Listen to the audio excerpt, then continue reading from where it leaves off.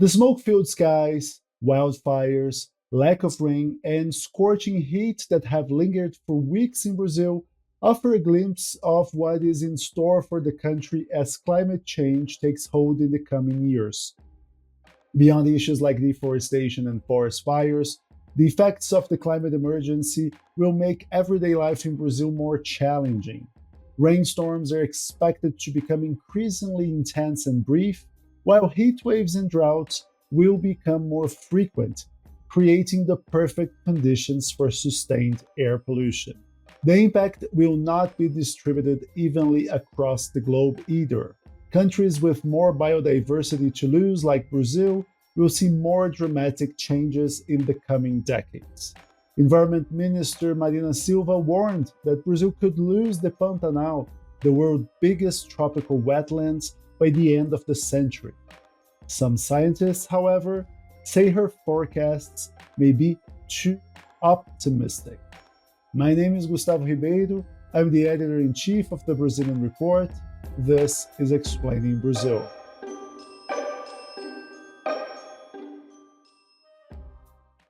If you like Explaining Brazil, you should subscribe to our website, The Brazilian Report, which is the journalistic engine behind this podcast. Or you can go the extra mile and make a donation to our newsroom, tipping our journalists via our Buy Me a Coffee page. And you can also subscribe to our Buy Me a Coffee fan page, pledging a monthly contribution to our newsroom in exchange for exclusive content that you won't find anywhere else. Our Buy Me a Coffee subscribers are Cristina Viu, Andrei Novoseltsev, Wild Rice, Jaciara de Oliveira, Carson Allen, Gabriel Luca, Pan Ludwig, Leslie Seal, Mark Hillary, Louise Renz, Erwan Menais, Aaron Berger, Kars Vrieswick, Alistair Townsend, Miller Renarcido, Peter Abramson, David Dixon, Jose Ozi Stankovic, Emerging Market Muser, Anna Lund, Peter Suffren, Anderson da Silva, and someone who chose to remain anonymous. And our Buy Me a Coffee members come from all over the world, so please, if we're butchering the pronunciation of your name, please send us an email. If you too believe in the importance of independent journalism, and if you want to hear your name on our podcast, go to buymeacoffee.com/Brazilian Report and subscribe to one of our membership levels. Click on buymeacoffee.com/Brazilian Report to find out more. I'm joined this week by Cede Silva, our Brasilia correspondent. Cede, how are you? I'm great, Gustavo, despite the dry weather. Thank you for having me. So, Cede, you live in Brasilia. I came to Brasilia from São Paulo last night, and we're recording this, of course, on September the 17th, a Tuesday. And I was flabbergasted when I left the airport. And I mean, I just felt the smell of smoke, the air that was really dry and it was almost unbreathable. This is not a Brasilia problem, right? This is a problem that many Brazilians in many states are experiencing right now. Can you tell us a little bit about these wildfires that have erupted in Brazil and what are they causing to many people, to millions of people, actually? Yeah, so Brasilia is known for being a dry city over the winter, which is in the middle of the year here in the southern hemisphere. So now all of Brazil is becoming more similar to Brasilia, and Brasilia is becoming even drier and warmer than it usually is. We have been over 140 days without a rain.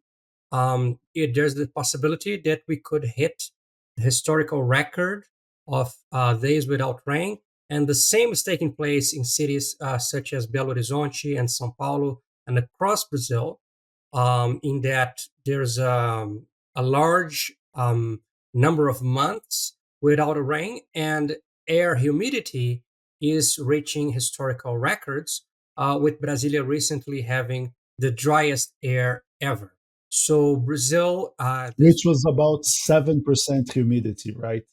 7% in parts of Brasilia, precisely, which is desert-like. So a lot of Brazil, even in the big cities, is experiencing now desert-like conditions throughout Brazil. Now, there are many experts that say that the dry weather is created by the climate emergency, which is deregulating rainfall patterns in South America.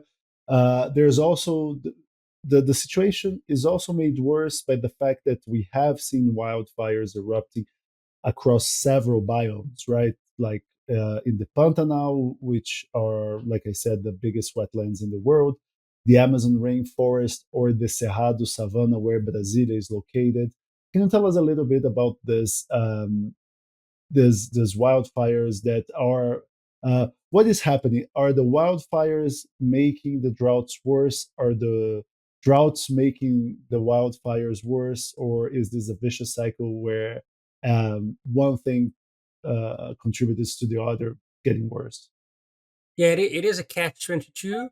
The drier the climate gets, the easier it is for wildfires to spread, and fires will destroy vegetation, which will make the land gradually even drier.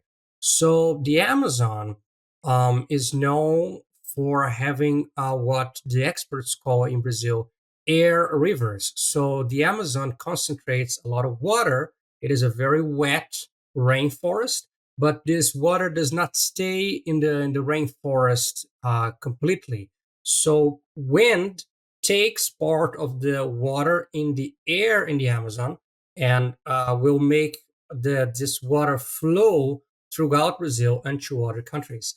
So a lot of rainfall in Brazil's southeast and other regions of Brazil is actually driven by water that came initially from the Amazon. So over the last years, what has happened is deforestation in the Amazon has increased. So you have less trees and less forest area accumulating water. So these water corridors, these so-called air rivers, they have been coming weaker and weaker. So a lot of rainfall that was supposed to come from the Amazon to other areas of Brazil is not coming anymore. And this has been going on for several years now. We have reported in the Brazilian report an article that showed how this less intense rainfall over the last 10 years or so has already decreased agricultural output in Brazil's Central-West and Brazil's Southeast. So this is going on for a long time, but now we are reaching the point where this is also coming to the cities. And in this especially dry winter, which has been even drier than usual, this has created a scenario for more fires to come, even though some of them, per the investigations, are also criminal, because in a dry weather like this, you do not have the thunderstorms that would cause natural fires. So there are investigations going on, notably in the state of Sao Paulo, where you are, but also in other states, about this some of these fires being caused by human intent. They are arsons as opposed to wildfires. Right. And what is the government doing? Because the Supreme Court issued rulings ordering the government to up its response. And the government at one point voiced its concerns about the impact of fighting these wildfires over the public purse, right? Yeah. So one of the things that happened is for a long time, and especially early this year, the federal government faced a strike from environmental workers and from workers from agencies such as IBAMA and ICMBio, who take care of natural parks and forest reservations. So definitely this strike has also hindered or interrupted part of the prevention work that should take place in the rainy season before the drier season, which is where the fires occur, could take place. Environment Minister Marina Silva, she was recently in a Senate hearing. She was asked about the fires. She was very alarmed. She said, as you said, that we could lose the Pantanal in a few decades. But so far, the government has not acted as Brazilians would like it to act. And you had the action by Justice Minister Flávio Dino, as you said, ordering more information and more action to be made to put out these fires. Here, nearby Brasilia, in the Chapada dos Veadeiros National Park, we had ICMBio agents a week ago, they were still putting out a fire after 5 days, and they were still bringing aircraft to help waterbomb the park. And this aircraft was not there on the first day of the fires. So they were still, they still needed a few days to get the aircraft in order to waterbomb the park, as opposed to having it on the first day, or as opposed to acting to prevent the fire in the first place. Now, the government has also promised, President Lula promised a few days ago to create the Climate Authority. Can you tell us a little bit about what this Climate Authority would do? What would its powers be? And why hasn't it been created already, given that it was a campaign promise by Lula? Yeah, so as you said, the Climate Authority was a campaign promise, so a 2022 campaign promise. And I've been asking the Environment Ministry since early 2023 about this creation of this Climate Authority. So far, it is not clear what it will do because we don't have the document published in the Federal Gazette with the rules and the regulations. And the government is not mandated to publish anything before it makes a decision. So once the government publishes the rules for the federal authority in the Federal Gazette, we will know about the rules, and then we could file a Freedom of Information request to know about the documentation that based that decision. But so far it is not clear what the authority would do or what name the government would have in mind for this climate authority. We do have a precedent that perhaps the government is eyeing something similar to the role of John Kerry in the Biden administration, of you having someone that is not in charge of EPA, which is an environmental agency, but is in charge of climate itself. So it would separate from the role of Environment Minister Marina Silva. But so far, the Environment Ministry has not been transparent about such a role, or or why it has not been, it had not came to fruition 1 year and a half into the administration. No, I think it's safe to say that the government botched this climate crisis because the Environment Ministry has issued several warnings since the beginning of the year about the fact that they were expecting intense droughts and alerting about the risk of wildfires. There's also the element, like you said, that there is evidence of a coordinated action in several parts of the country from criminals purposely setting forest areas on fire. Um, Now we see the right wing opposition feasting on this crisis and saying that, well, the left used to point its finger to Jair Bolsonaro between 2019 and 2022, saying that wildfires and deforestation ran amok. And now what we're seeing is even worse because in the Amazon, for instance, we have seen that wildfires are breaking new records. Many environmental experts say that this time is different. Can you tell us a little bit? Is it really different and why? Yeah, it is different, and of course, the far right will always create a distraction because under the Bolsonaro administration, Bolsonaro himself tried to blame the fires in Pará state on Leonardo DiCaprio, and he blamed the wildest conspiracy theory that DiCaprio would have sponsored NGOs to set fire on purpose to make an arson in Pará state, and of course, it's always a distraction. But it is different because this time around, the Lula administration has indeed reduced deforestation in the Amazon.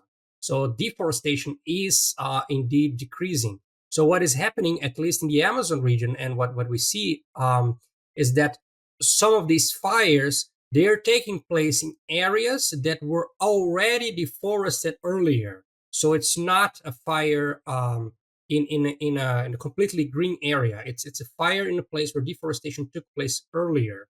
And so this fire is used because the order usually is you have deforestation first, the trees are knocked down first, and when the area, when the trees are knocked down, then you set fire in order to make room for pasture, so you can have cattle in the region. So the fires are taking place, at least in the Amazon region, in areas that were already deforested years earlier. So it is different because the government is now not only has reduced deforestation, but the government is not openly supporting deforestation in the Amazon and openly bragging about how Brazil should not control deforestation because rich countries need to do their part or whatever, as it was in the Bolsonaro administration, or as Bolsonaro also did, blaming Leonardo DiCaprio or even saying, casting into doubt the federal government's own data. The government is not currently, as the Bolsonaro administration did, placing doubts or casting doubts on satellite data collected by Brazil's space agency.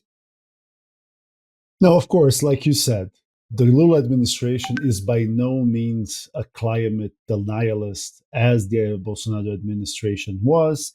And the government has done many things in the right direction. For instance, it has named for the Environment Ministry Marina Silva, who is one of the most renowned environmental activists in the world. And he has, like you said, enacted measures to curb deforestation in the Amazon rainforest. However, we have seen deforestation in other biomes, such as the Cerrado savanna, increase. And we have seen very contradictory moves from this very administration, right? For instance, on the same day that Lula promised the creation of the Climate Authority, he also promised to finish the paving of a major roadway linking two big Amazonian urban centers, Manaus and Porto Velho, a project that many environmentalists decry as deforestation. It will say it will induce deforestation. It will facilitate the transmission of viruses from these rainforests to urban centers. The government has also been bullish on exploiting oil from the equatorial margin, including the mouth of the Amazon River. And so, can you tell us a little bit about this ambivalence that we are seeing? Because Lula was elected under a big tent, and we are seeing, in regards to environmental policies, parts of the government pulling the rope to one side, parts of the government pulling the rope to the other. Yeah, so Lula is a guy that has consistently tried to address different roles at the same time. And one of the things is that the administration wants to keep a green speech abroad, a green discourse where Brazil protects its forests and reduces deforestation abroad. And this is true because the government has reduced deforestation in the Amazon. But at the same time, Lula has always been what in Brazil economic discourse is called a developmentalist. So he believes in an emerging country like Brazil in developing its own industry and developing its own economy. And so Lula also wants to increase Brazilian oil production, including Brazil's equatorial margin.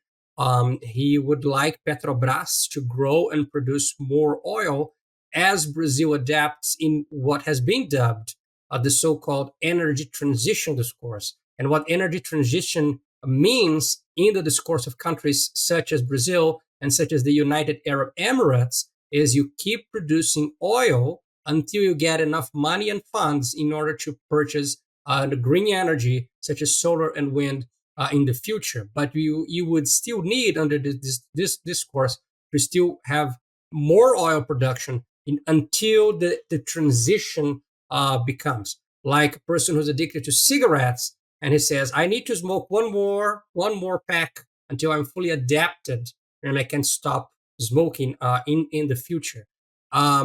President Gustavo Petro in Colombia has a different view. He radically wants to change that, and he says no new oil production. There will be no oil production under his administration in the Amazon in Colombia. So Lula wants to navigate both discourses, and we have covered this in the Brazilian report. And as Brazil prepares to hold the UN Climate Change Conference in Belém in the Amazon in late 2025, Brazil will try to use its reduction in deforestation, which is actually happening, as credit for supposedly Brazil being allowed to increase its oil production, including in the Amazon. So the Brazil has felt the burden of climate change very strongly. And we have reported that last year the country saw the biggest amount of natural disasters. I mean, we are talking about a generational drought, the worst we have seen in decades. Just a few months ago, we were talking about generational floods in the south of Brazil.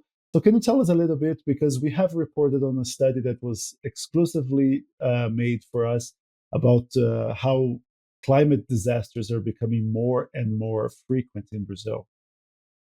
Yeah, so I can talk about we reported earlier this year that Brazil had a record 1,161 geological and geohydrological hazards in 2023. That's per federal agency SEMADEM. And climate change, according to Simaden, contributed to this entire process. Last year, we had an El Nino episode, which meant a warmer ocean, and this caused intense and concentrated rain. And this caused a major flood in Rio Grande do Sul last year, even before this year's a May flood. So Brazil suffered a lot with floods last year, and now, as El Nino ended and the episode of La Nina begins, we're seeing the opposite of that, which is a lot of droughts and a lot of warm climate and wildfires, and some of these, of course, arsons, which are much bigger because of the dry and warmer climate. So we're living the crisis, the extremes of both crises, depending on whether or not we are under an El Nino or La Nina episode.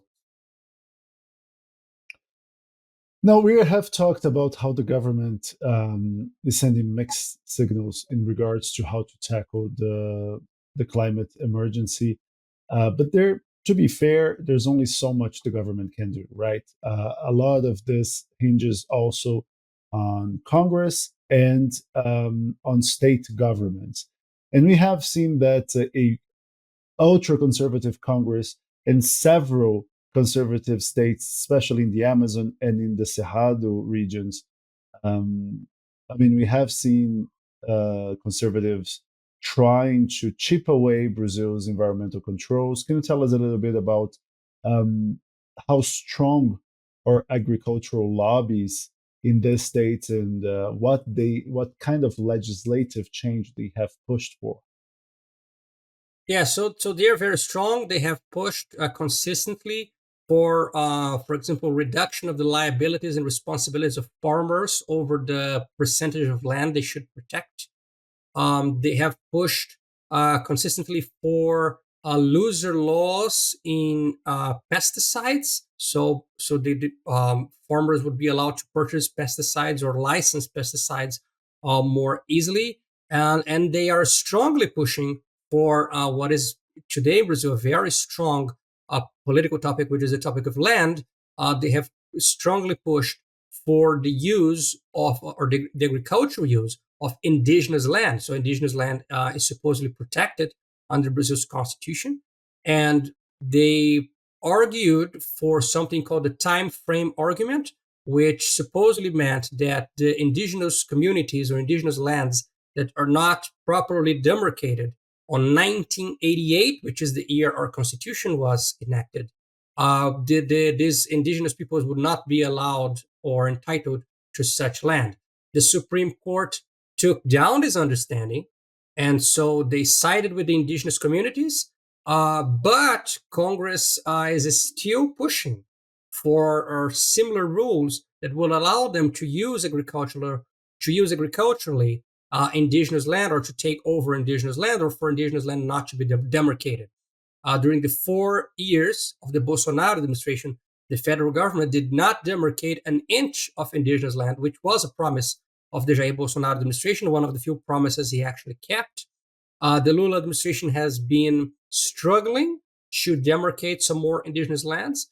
And the reason this is important is because all studies and all satellite data shows that indigenous lands are actually protected, that they have much less deforestation, that the indigenous peoples actually preserve land, and that agriculture and fires do not take place nearly as intensely as it is in land that is not demarcated and is not occupied by indigenous peoples. So the indigenous peoples are actually paying a huge service to Brazil and the world by protecting the forests, namely the Amazon, and thus protecting the humidity that will create the air rivers that then go distribute rainfall throughout central, west, and southeast Brazil. And in this sense, the indigenous communities are also allies to agriculture because agriculture still needs water. And so this water comes from the place, it's from the forests. No, and I mean to illustrate the role of agribusiness in deforestation in Brazil, there was one study we have reported on last year that calculated that in 2021 Brazil emitted 2.4 billion tons of carbon dioxide equivalent, and 1.78 billion tons came from food systems alone. Of course, these emissions encompass carbon dioxide released when native vegetation is converted to crops and pastures, direct emissions from agriculture and livestock, and fossil fuels burned by agricultural machinery and food transportation, energy used in agribusiness, and food distribution chains. So, I mean, food systems are shouldering the lion's share of Brazilian carbon emissions. No, Sade, before, please, you. Yes, and the thing is, the fires and deforestation also meant that over the last few years, the Amazon actually became a net carbon emitter.